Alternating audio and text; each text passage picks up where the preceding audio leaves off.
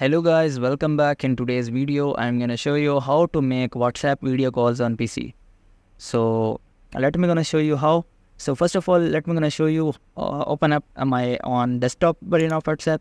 So after coming to the desktop version of WhatsApp, here is the in my browser I have opened up the web.whatsapp.com. Here WhatsApp is limitizing us to use the features.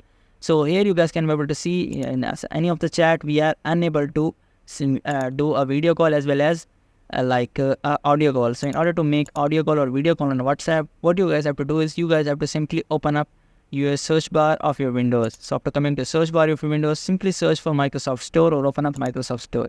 And you guys can be able to see our Microsoft Store has been opened. So after coming to your Microsoft Store, you guys have to simply go to search bar and simply search for WhatsApp. So I'm just simply searching for WhatsApp.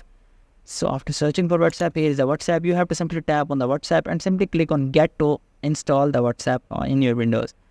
I'm not gonna installing because I don't have sufficient storage in my device.